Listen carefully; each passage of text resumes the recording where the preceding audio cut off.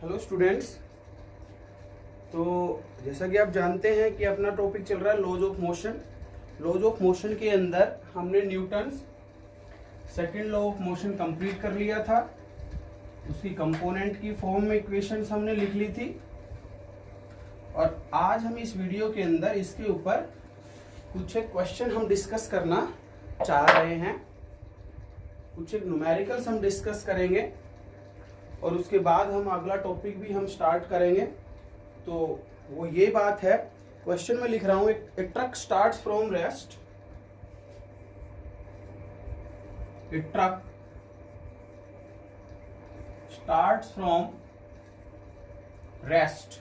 एक ट्रक है, वो रेस्ट से स्टार्ट कर रहा है and rolls down a hill and rolls down on a hill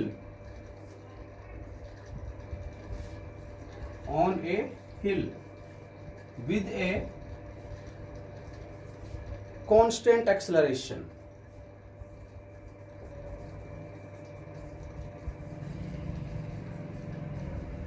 It travels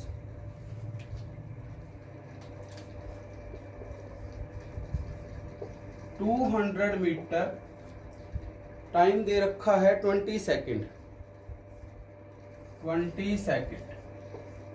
find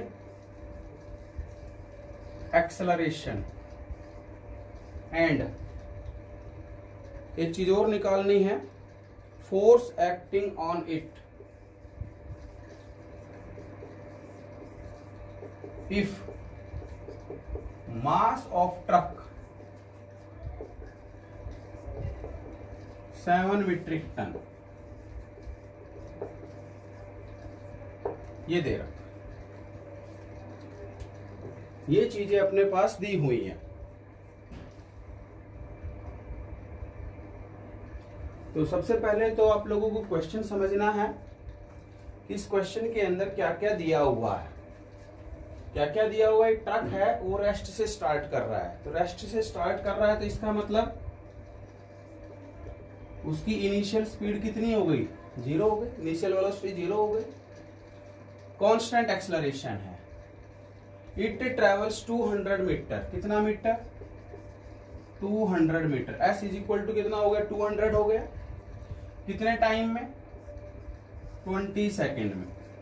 ठीक है, निकालना क्या है, एक्सेलरेशन निकालना है और फोर्स निकालनी है।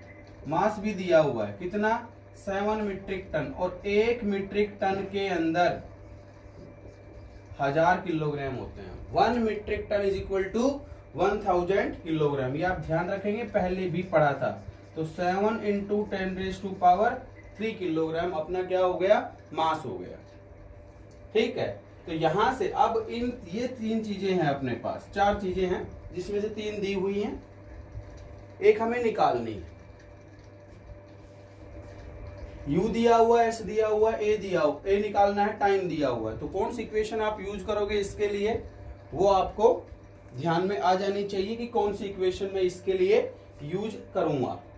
तो यहां से मैं कौन सी इक्वेशन यूज कर लेनी चाहिए, यूज करके देखना, S is equal to ut plus half AT square. क्योंकि S दिया हुआ, टाइम दिया हुआ, एक्सेलरेशन पूछा है, तो इस इक्वेशन के अंदर वो आपको सारी चीजें मिलेंगी। तो S कितना दिया हुआ, 200। Initial speed 0 half of A into time कितना दिया हुआ है, 20 का स्क्वायर कर दो। तो यहां से 200, 20 का स्क्वायर कितना आ गया, 400। A डिवाइडेड बाय क्या हो गया, 2।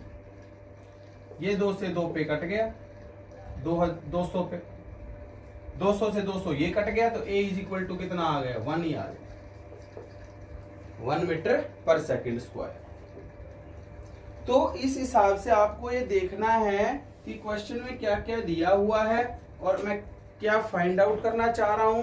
तो उसके लिए मुझे कौन सा फॉर्मूला यूज करना है। अब F is equal to use कर लो, M into A, 7 into 10⁻³ into 1, तो 7 इंटू 10⁻³ हो गया न्यूटन। ये इसके ऊपर क्या आ गई, फोर्स आ गई। पिछले वीडियो के अंदर सेकंड लॉ पढ़ लिया था और सेकंड लॉ के अंदर था F = ma, तो वहां से हमने ये क्वेश्चन फाइंड आउट किया। नेक्स्ट क्वेश्चन है अपना, the force of 5 newton gives a mass m1 and acceleration of 8 meter per second square दे रखा है। एक फोर्स है, कितनी है दिखाई दे रही है आपको। क्वेश्चन पढ़ते जाना, साथ साथ चीजों को लिखते भी जाना।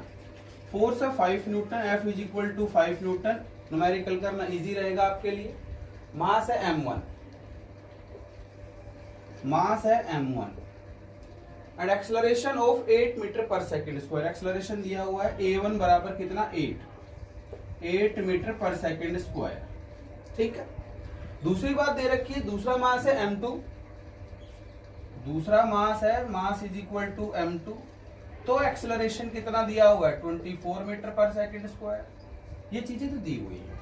अब ये पूछ रहा है कि एक्सेलरेशन फाइंड आउट करो, क्या what acceleration would it give, कितना एक्सेलरेशन वो देगा यदि दोनों को एक साथ बांध दें। ठीक है, कितना एक्सेलरेशन वो देगा यदि दोनों को एक साथ बांध दें। ठीक है, फोर्स तो वही है, फोर्स चेंज नहीं हो रही। तो F = टोटल मास कितना हो जाएगा जब दोनों को एक साथ बांधोगे तो m1 + m2, और नेट एक्सेलरेशन कितना मान लू मैं a, कितना मान लू a। तो अपना जो फॉर्मूला बन जाएगा वो F = क्या बन जाएगा m1 + m2 × a। तो यहां से ये फाइंड आउट कर लेंगे आप। तो a कितना आ जाएगा F / m1 + m2। ठीक है, अब अपना मेन मकसद जो रह गया इस क्वेश्चन के अंदर, यहां से m1 और m2 निकाल। ठीक है, उसमें आपको कोई दिक्कत ही नहीं आनी चाहिए। क्या आएगा F = m1 a1, तो यहां से m1 क्या आएगा F / a1, 5/a1 कितना है 8। एक चीज आ गई। ठीक, यहां से और कर लो, F = m2 a2, तो m2 कितना आ गया F / a2, तो F कितना है 5 / 24, कितना आ गया। ठीक है, यहां से a निकाल लो, तो a बराबर कितना आ जाएगा, F की वैल्यू है 5 / m1 है अपना 5/8, ये 5/24। अब आप सोल्व कर लेंगे, इसको कोई दिक्कत नहीं आनी चाहिए मेरे हिसाब से।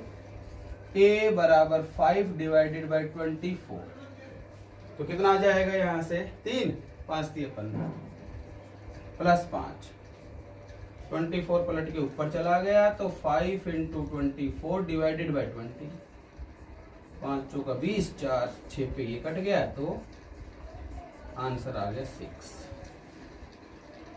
आंसर आ गया 6 मीटर पर सेकेंड स्क्वायर, ये आपका आंसर है। ठीक है,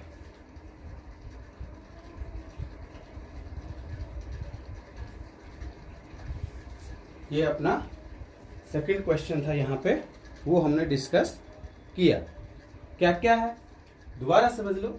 एक फोर्स है 5 न्यूटन, जिसका मास जो इस पे लगा हुआ है, मान लो ये बॉडी है, इसका मास m1 है। जब 5 न्यूटन फोर्स लगाओगे तो एक्सेलरेशन होगी, कितनी दे रखी है 8 मीटर पर सेकेंड स्क्वायर। दूसरी बॉडी ये मान लेता हूं, जिसका मास कितना है m2, इस पे एक्सेलरेशन है कितना 24 मीटर पर सेकेंड स्क्वायर। तो आप जानते हैं मास तो कम होगा। ठीक है, F = m से यदि दोनों को एक साथ बांध दिया, ठीक है, उतनी ही फोर्स लगाई 5 न्यूटन ही, तो एक्सेलरेशन कितना होगा वो आपको निकालना है। इस क्वेश्चन में ये था, यदि दोनों को एक साथ बांध दिया तो टोटल मास कितना हो गया इसका m1 + m2, फोर्स उतनी ही है। F = m1 + m2 × a निकालना था, a = F/m1 + m2, a यहां से मैंने फाइंड आउट कर लिया m1 और m2 निकाल कर। अगले क्वेश्चन पे हम चलते हैं। नेक्स्ट क्वेश्चन है, फोर्स ऑफ 72 डाइन, कितनी फोर्स है 72 डाइन है, सीजीएस सिस्टम के अंदर है, ये आप जानते हैं। Is incline to the horizontal, horizontal के ऊपर है, जैसे इंक्लाइन टू द हॉरिजॉन्टल का मतलब ये है जैसे इस तरह से यहाँ पे कोई बॉडी है और ऐसे फोर्स लगी हुई है, ये फोर्स इस तरह से लगी है, ठीक है। इंक्लाइन का मतलब ऐसे फोर्स लगी हुई है, ऐसे। कितना डिग्री है? 60 डिग्री, ठीक है। और F इज इक्वल टू दे रखा है अपने पास 72 डाइन, ठीक है। यदि अब इसमें सारी चीजें हालांकि सीजीएस में है, एसआई में करके करना चाहो तो वैसे कर लो, इसमें कोई दिक्कत नहीं है। 72 इंटू 10 की पावर क्या हो जाएगा? -5 न्यूटन है, क्योंकि हम जानते हैं 1 newton is equal to 10⁵ dyne. 1 newton में 10 की पावर 5 डाइन होते हैं। पीछे वाला वीडियो आपने देख लिया होगा। तो 1 डाइन की वैल्यू हो गई 10⁻⁻5 न्यूटन। करके देख लो, ठीक है। मास दे रखा है कितना? 9 ग्राम। 9 ग्राम है तो 10 की पावर क्या हो जाएगी? -3 किलोग्राम, क्योंकि 1 किलोग्राम के अंदर 1000 ग्राम होते हैं। अब ये कह रहा है कि find the acceleration in the mass of 9 gram which moves in horizontal. क्योंकि कहा ये ब्लॉक, ये बॉडी है, जैसे हॉरिजॉन्टली ये इस तरह से मूव कर रही है, हम इसको खींच रहे हैं, ठीक है। इस तरह से F ऐसे लगा रहे हैं। एक कंपोनेंट आपका कहाँ जाएगा? वर्टिकल में। एक कंपोनेंट कहाँ जाएगा? हॉरिजॉन्टल में। ये कंपोनेंट जब हमने ब्रेक करने सीखे थे वहां पे आपको आना चाहिए, ठीक है। तो यहाँ पे इधर हॉरिजॉन्टल डायरेक्शन में Fx क्या होता है? आप सभी जानते हैं, क्या? F cos theta. तो हमें जो एक्सेलरेशन चाहिए वो क्या चाहिए? Fx के लिए चाहिए। तो Fx क्या होगा अपना? m into ax। तो ax कितना हो गया? fx by m। fx की वैल्यू कितनी है? f cos theta. f कितना है? 72 इंटू 10 की पावर -5 cos 60, क्योंकि थीटा कितना दिया हुआ है? 60। तो cos 60 की वैल्यू आप जानते हैं कितनी होती है? 1/2। और मास है 9 ग्राम, तो 9 इंटू 10⁻⁻3, तो इसकी वैल्यू हो गई 1/2 हो गई। और 9 से ये 8 पे कट गया, 2 से ये 4 पे कट गया, तो 4 इंटू 10⁻⁻2 मीटर पर सेकेंड, ठीक है। ये क्वेश्चन है। लॉज ऑफ मोशन के ऊपर मैंने जो कुछ क्वेश्चन है वो डिस्कस किए, ठीक है ना। और इसी वीडियो के अंदर एक टॉपिक और डिस्कस कर देता हूं, इम्पल्स। फिर उसके ऊपर क्वेश्चंस पे फिर आएंगे हम, और भी हम क्वेश्चन डिस्कस करेंगे।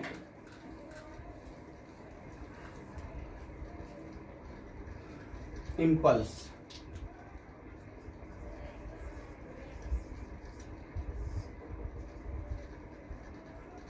जैसे समझना इसको क्या है। इस दीवार के अंदर मुझे ये कील ठोकनी है, कील ले जानी है अंदर। तो जैसे आप कोई हैमर लेंगे, कील को यहाँ पे रखेंगे, और हैमर को यदि मैं इस तरह से रख दूं, बहुत तो कितना भारी ले लो, क्या वो ये कील अंदर चली जाएगी? नहीं। तो हमें हैमर को क्या करना है? पीछे ले जाना है और मारना है जोर से, ऐसे। लेकिन जब हैमर और ये जो कील है, नेल है, आपस में जब टकराएंगे तो उस समय जो टाइम होगा वो बहुत ही क्या होगा? कम होगा, शॉर्ट टाइम होगा। तो किसी बॉडी के ऊपर जब हम फोर्स लगाएं और वो फोर्स बहुत ही शॉर्ट टाइम के लिए हो, तो उस केस में वो जो फोर्स है वो क्या कहलाएगी? इम्पल्स कहलाएगी। क्या कहलाएगी? इम्पल्स कहलाएगी, ठीक है। या उसे इम्पल्सिव फोर्स भी कह देते हैं। क्या कह देते हैं हम उसे? इम्पल्सिव फोर्स भी कह देते हैं, ठीक है। तो इम्पल्स क्या हुआ? The force acting on a body for a very short time, ठीक है, and produce the change in momentum of the body. Momentum के अंदर, बॉडी के मोमेंटम के अंदर क्या प्रोड्यूस कर दे? चेंज प्रोड्यूस कर दे। उसे हम क्या कहेंगे? इम्पल्स कहेंगे। तो क्या कहोगे? क्या लिखोगे? The force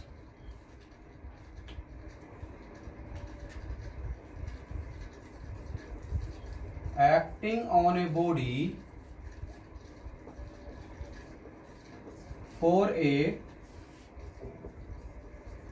very short time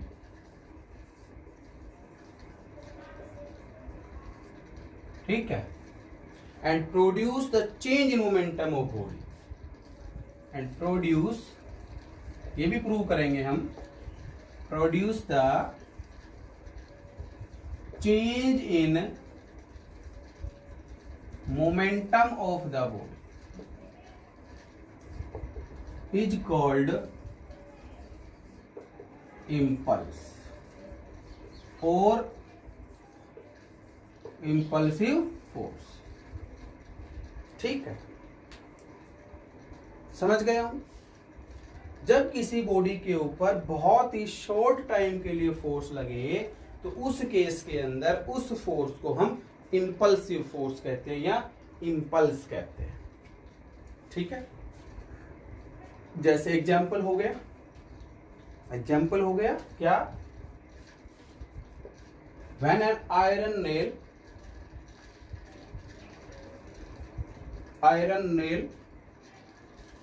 buried into a wall with a hammer।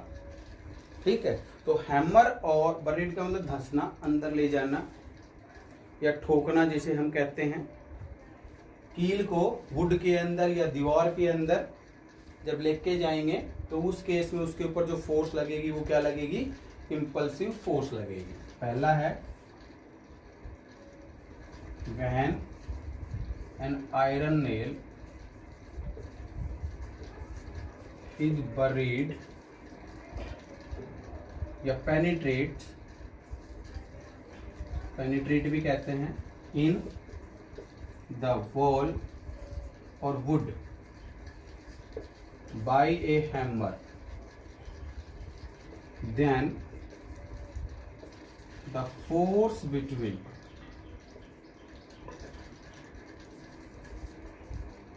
hammer and nail is impulsive force।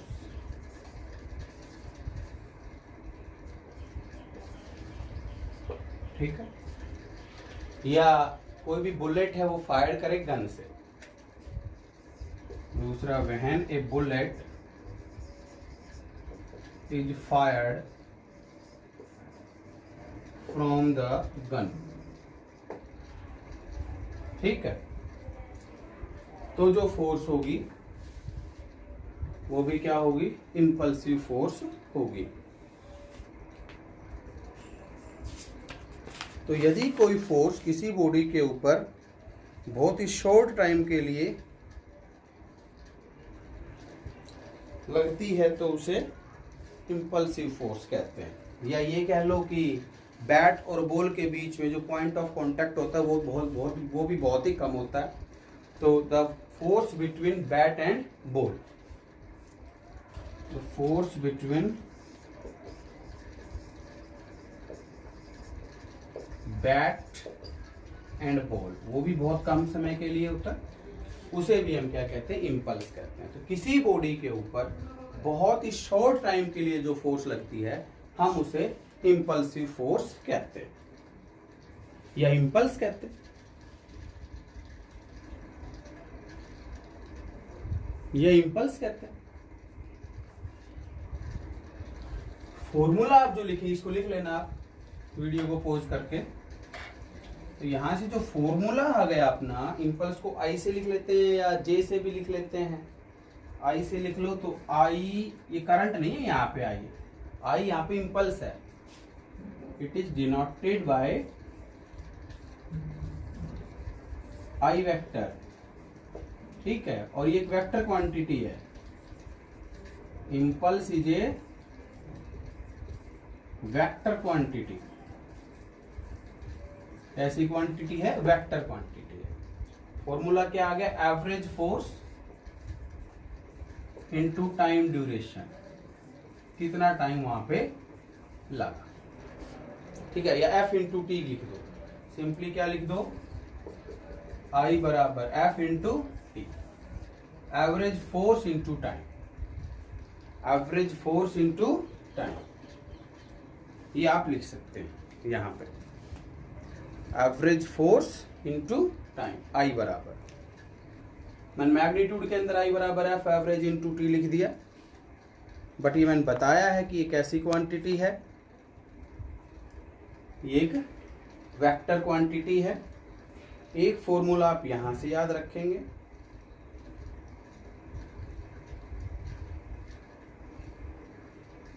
दूसरा अभी एक डेफिनेशन के अंदर ही फॉर्मूला बताया था कि produces the change in momentum of the body, तो उस बात को भी हम यहां से प्रूव करेंगे कि वो कैसे आया।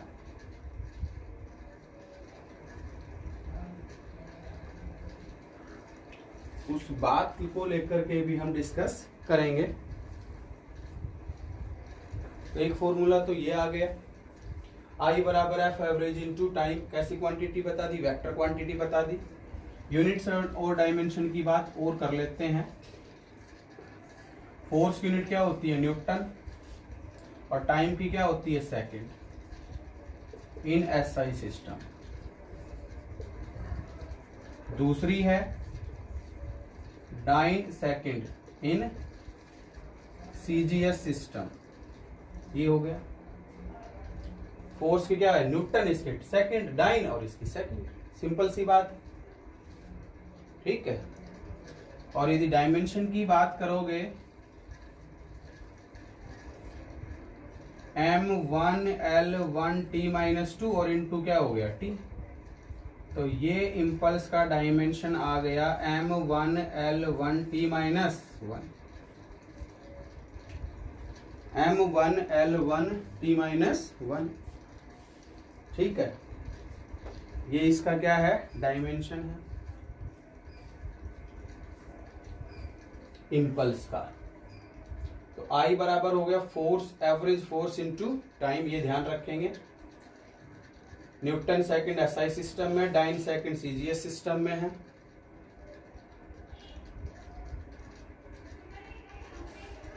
ठीक है। दूसरा जो फॉर्मूला आएगा यहां से, इसको लिख लेना, इसको पहले चेंज इन मोमेंटम के लिए, वो भी मैं डिस्कस कर देता हूं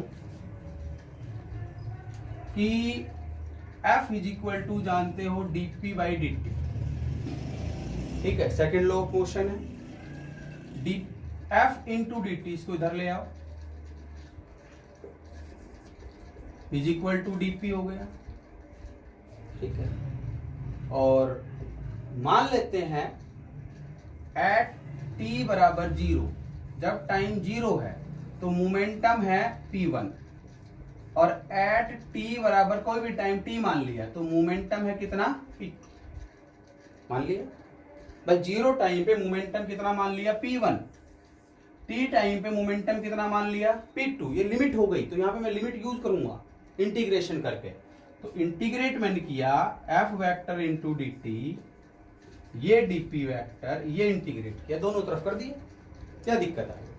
जब टाइम 0 है तो मोमेंटम है कितना, p1, जब टाइम t है तो मोमेंटम है कितना, p2। तो लिमिट लगाई है, वहां से लिमिट लगा, या t1 t2 लिख लूंगा, तो p1 p2 कैसे भी लिख लो, आपकी मर्जी है। f वेक्टर को बाहर ले लो, dt का इंटीग्रेशन कितना आ गया, t, 0 से t, ये p वेक्टर, और p1 से क्या आ जाएगा, p2। लिमिट रख दो, t-0 रखेंगे तो कोई फर्क नहीं पड़ेगा, फोर्स का एवरेज फोर्स लिख दो, टोटल फोर्स है तो into T, p2 minus p1। तो I वेक्टर मेरा एक फॉर्मूला और आ गया, p2 वेक्टर माइनस p1, या सिंपली I बराबर ये भी लिख सकते हो, p2 माइनस p1। हाँ, डायरेक्शन का जरूर ध्यान रखना, क्योंकि बॉडी किधर से किधर आ रही है, तो वहां पे मैं नेगेटिव साइन भी लूंगा यदि डायरेक्शन अपोजिट हो जाएगी तो वहां पे माइनस माइनस प्लस हो जाएगा। जैसे एक बॉल है, दीवार पे फेंक के मारेंगे, कहां आएगी, वापस आएगी, तो इनिशियल मोमेंटम उस डायरेक्शन में हुआ, फाइनल तो इधर हुआ, फाइनल के लिए क्या आ गया, नेगेटिव वेलोसिटी हो गई, ठीक है ना, फाइनल के लिए वेलोसिटी नेगेटिव हो गई, ठीक है।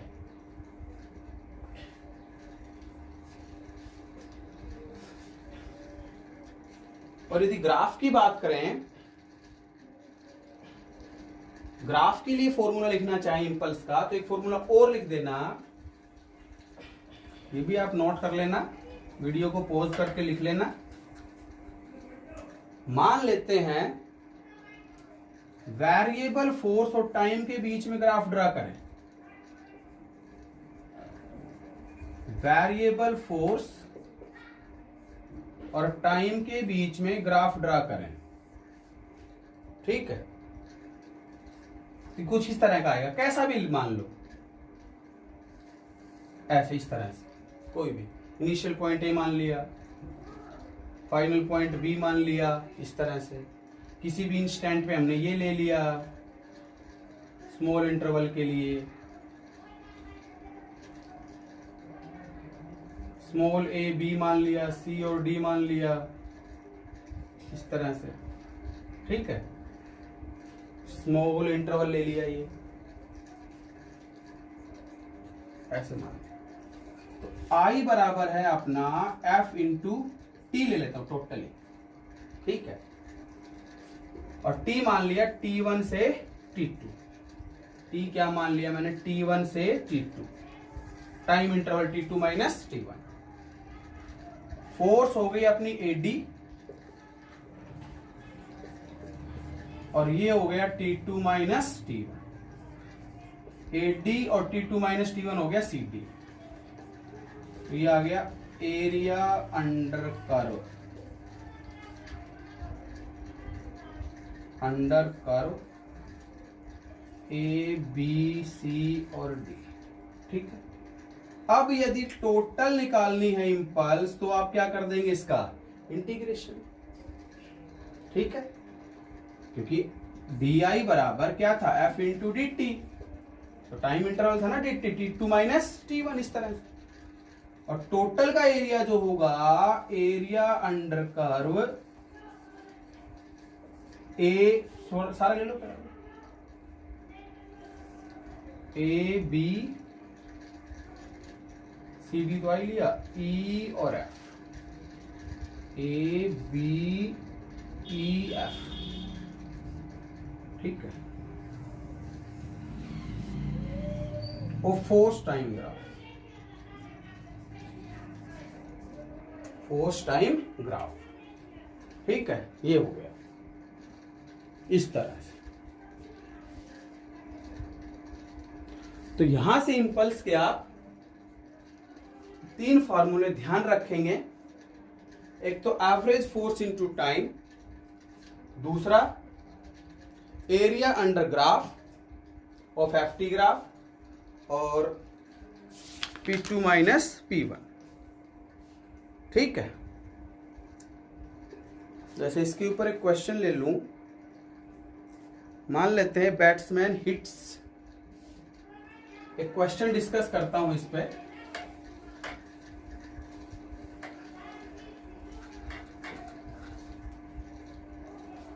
A batsman hits back A ball straight in the direction, a batsman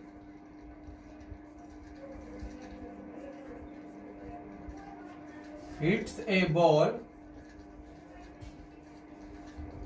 straight in the direction of the bowler, in the direction of bowler, ठीक है, without changing its initial speed of, without changing its initial speed of 12 meter per second, 12 meter per second. If the mass of the ball is 0.15 kilogram, if the mass of ball is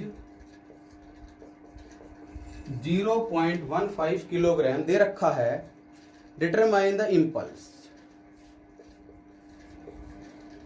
determine the impulse, ये हमें निकालना। Question आप ध्यान से पढ़ेंगे, क्या क्या दिया हुआ है।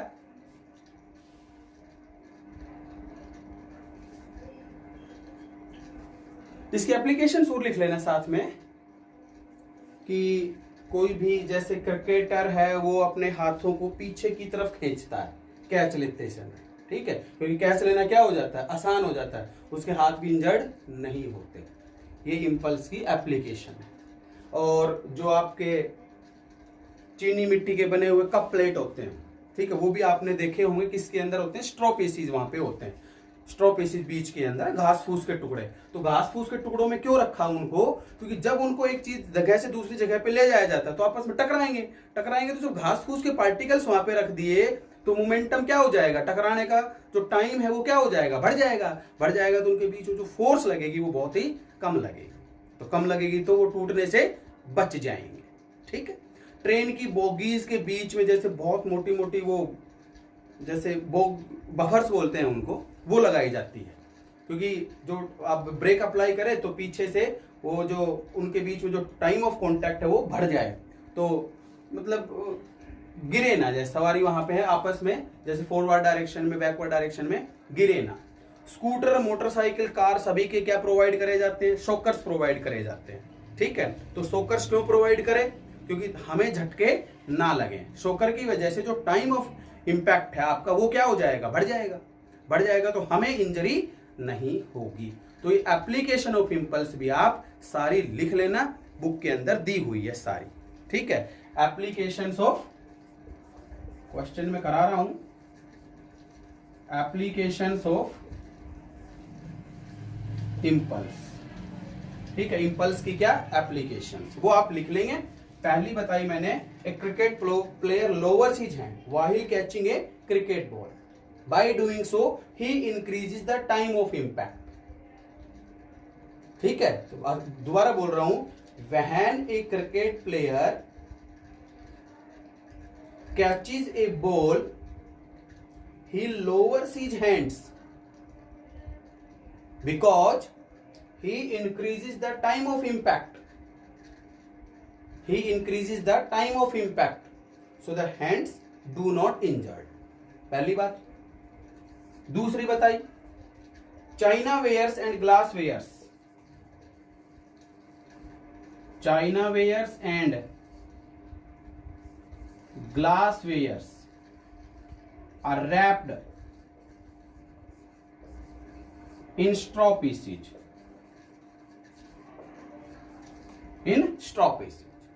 ठीक है, टूटने से बच जाएंगे। ठीक है, बफर्स आर प्रोवाइडेड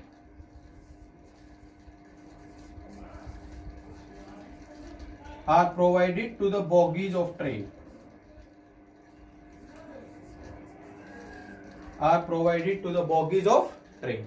ये है। तो ये कुछ एक बातें हैं, ये आप इसमें से देख करके लिख लेंगे। ठीक है, जैसे हम जंप करें नीचे, तो नीचे एक तो मिट्टी हो और एक फर्श हो, तो हमें किस में ज्यादा लगेगी, फर्श के अंदर, क्योंकि मिट्टी नीचे धस जाएगी तो हमारा जो टाइम ऑफ कांटेक्ट है, टाइम ऑफ इंपैक्ट है, वो क्या हो जाएगा, बढ़ जाएगा, तो हमें इंजरी नहीं होगी। क्वेश्चन पे आ जाता हूं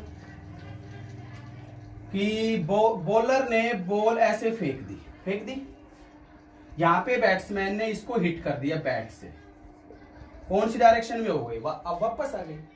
तो इनिशियल स्पीड u हुआ, तो u अपना हुआ कितना, 12 मीटर पर सेकंड, तो फाइनल स्पीड क्या हुई, v उतनी ही है, बट डायरेक्शन क्या है, अपोजिट।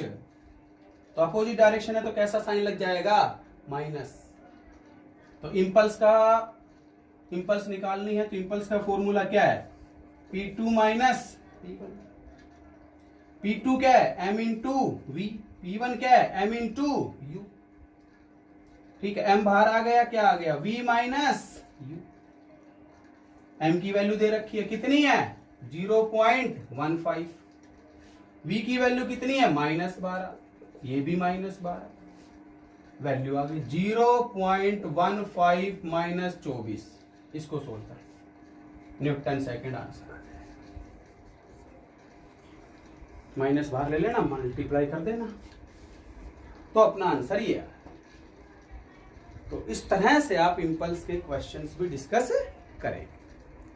तो इस वीडियो के अंदर हमने इंपल्स पढ़ लिया, Newton second law of motion के कुछ न्यूमेरिकल्स थे वो कर लिए, इतना आज आप करें। Thank you.